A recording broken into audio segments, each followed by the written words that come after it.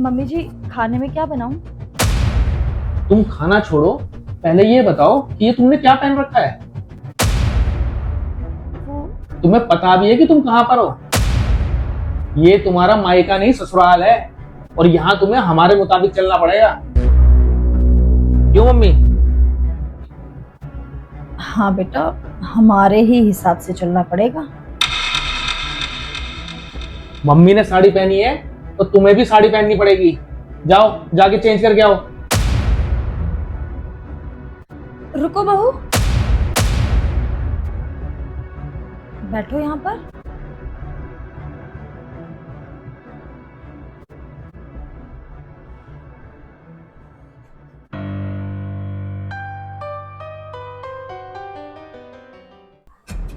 हम्म, तो क्या कह रहे थे तुम कि ये इसका मायका नहीं ससुराल है और इसे हमारे हिसाब से चलना पड़ेगा? हाँ मम्मी, सही तो कहा। हाँ बेटा, बिल्कुल सही कहा। चलना तो हमारे ही हिसाब से पड़ेगा। कितनी अजीब बात है ना बेटा।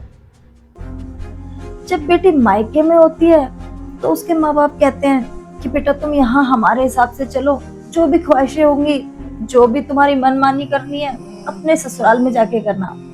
और ससुराल में जब आती है तो ससुराल वाले कहते हैं कि ये तुम्हारा मायका नहीं है। तो बेटा मुझे एक बात बताओ कि एक बेटी, एक लड़की अपनी जिंदगी जिए तो जिए कहाँ और कब? बचपन में माँ बाप की पसंद, जवानी में पति की पसंद, बुढ़ापे में बच्चों की पसंद। उसकी अपनी पसंद, उसकी अपनी मनमानी करने का तो कोई समय ही नहीं है, कोई आजादी ही नहीं है। अरे उसकी अपनी पसंद तो पता नहीं कहाँ चली जाती है। दूसरों की पसंद मानते मानते अपने आप को भूल सी जाती है वो। बेटा, औरत कभी शिकायत नहीं करती तो इसका मतलब ये नहीं है कि उसके अपने सपने नहीं है, उसकी अपनी इच्छाएं नहीं है, या फिर उसका मन नहीं होता किसी भी चीज का। अरे उसका भी मन होता है, उसके भी सपने हैं। पर पता है वो चुप क्यों रहती है? क्योंकि उसे बचपन से ये सिखाया जाता है कि अपनी खुशी से पहले दूसरों की खुशी रखो, तभी शायद तुम एक हंसता खेलता जीवन व्यतीत कर सकती हो, एक हंसता खेलता परिवार बना सकती हो।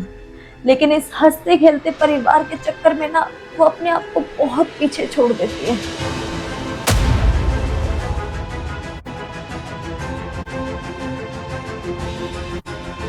पता है बेटा, एक लड़की होने का सबसे बड़ा दुर्भाग्य क्या है कि उसे समझौते ना विरासत में मिलते हैं। बस वही समझे, वही एडजस्ट करे। क्यों? ये तो गलत है ना बेटा। मम्मी, मैंने कभी इस तरह से सोचा ही नहीं। क्योंकि बेटा जिस दर्द को इंसान खुद नहीं जीता उसे महसूस करना आसान नहीं होता। पर मैंने ये दर्द सहा है और मुझे अच्छे से पता है कि मुझे मेरी बहू के साथ कैसे रहना है। मुझे अपनी बहू की हंसी की कीमत अच्छे से पता है।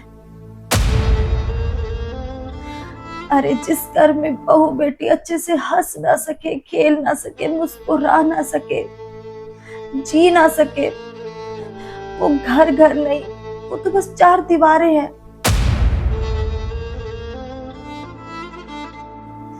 और मुझे इस घर को घर रखना है,